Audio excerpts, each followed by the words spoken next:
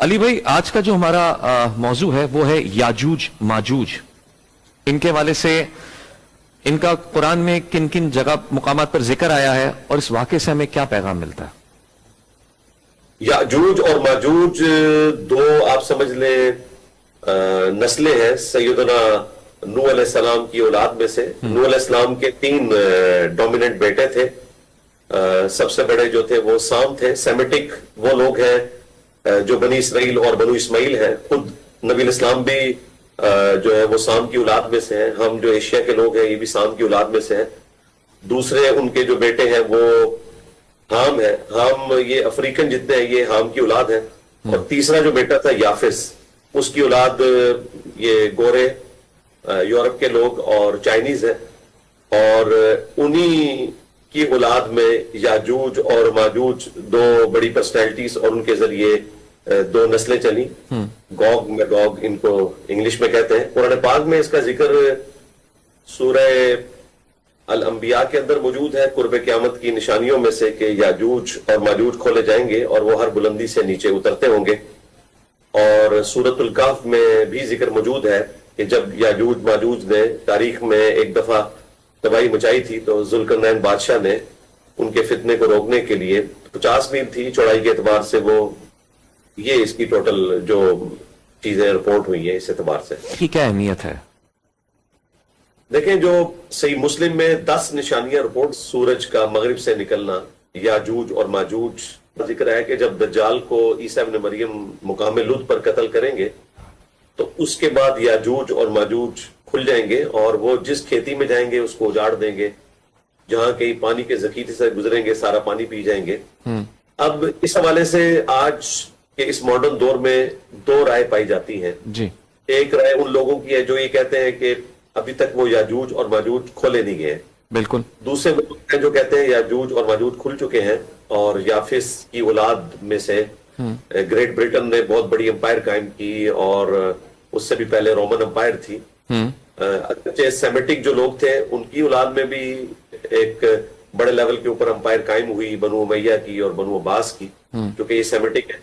اور یافس کی اولاد میں سے جو امپائر قائم ہوئی وہ گریٹ برٹن تھی. اور اس وقت بھی امریکہ کو آپ دیکھ لیں وہ بھی یافس کی اولاد میں آتا ہے. ان کی دنیا کے اوپر بادشاہی ہے.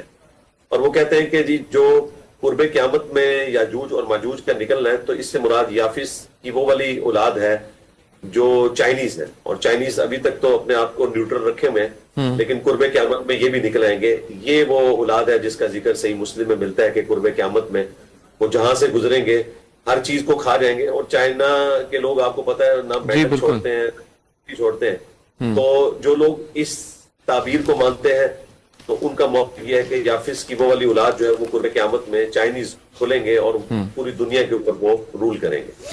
اچھا علی بھائی آج اگر ہم سوشل میڈیا پہ جب نظر دوڑاتے ہیں تو ہمیں نا بہت سی اس معاملے کے حوالے سے ویڈیوز ملتی ہیں, بہت سی کہانیاں عوام میں خوف پھیلانے کے حساب سے پھیلائی جاتی ہیں کہ لائک کچھ تو یہ بھی کہتے ہیں کہ زومبیز, کچھ عجیب عجیب کہانیاں ہیں. اس کے بارے میں کیا کہیں گے آپ؟ نہیں یہ تو کہانیاں خود سے بنا دی نا انہوں نے. میں نے آپ کو بتایا 2 ہی تعبیرات موجود ہیں. ان میں سے جو اسٹرانگ تعبیر آج کل کے ماڈرن اسکالر لیتے ہیں ہمارے استاد غامدی صاحب یا ان سے پہلے ان کے استاد مودودی صاحب اور مودودی صاحب کے بھی استاد ابوالکلام آزاد, انہوں نے تو باقاعدہ ذوالقرنین بادشاہ کے حوالے سے بھی وہ ٹروتھ ریویل کیا جو پہلے لوگوں کو نہیں پتا تھا. یعنی ہمارے پرانے جتنے مفسرین ہیں وہ سکندر اعظم کو ذوالقرنین بادشاہ مانتے تھے حالانکہ وہ تو کافر تھا. جی ہاں, یہ سب سے پہلے امت میں 20ویں صدی کے اندر ابوالکلام آزاد تھے جنہوں نے یہ ٹروتھ ریویل کیا کہ یہ ذوالقرنین بادشاہ جو ہے وہ پرشین امپائر کا بانی تھا اور وہ مواحد تھا. اور وہ بھی انہی دنوں ایک مجسمہ نکلا جس میں 2 کرن تھے, 2 سینگ تھے, ان کی وہ امپائر کی علامت تھے. اور انہوں نے یہ بتایا کہ یہ ذوالقرنین بادشاہ جس کا ذکر پرانے مفسرین کو معلوم نہیں تھا تفصیل کے ساتھ یہ بادشاہ کون سا ہے تو وہ والا بادشاہ ہے. تو وقت کے ساتھ کچھ چیزیں متشابہات سے محکمات میں بدل جاتی ہیں. بہرحال یہ تاریخی چیزیں ہیں اور تاریخ کے اندر 2 رائے پائی جا سکتی ہیں.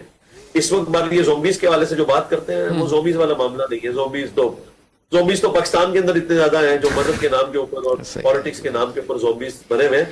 ہمیں تو ایک زومبیز سے خطرہ ہے. نہیں صحیح کہہ رہے ہیں. فی الحال کوئی خطرہ نہیں. اچھا علی بھائی آپ کا بہت بہت شکریہ آج کے موضوع پر گفتگو کی اور آپ نے بہت اچھا پیغام دیا حالات حاضرہ کے حساب سے بھی. انشاءاللہ آپ سے پھر بات ہوگی. اپنا خیال رکھیے گا, دعا میں یاد رکھیے گا. اور ناظرین اسی کے ساتھ آپ سے اجازت چاہیں گے. حاضر ہوتے ہیں ایک چھوٹے سے وقفے کے بعد. اب دیکھتے رہیے رمضان میں بول, آن بول انٹرٹینمنٹ اینڈ بول نیوز.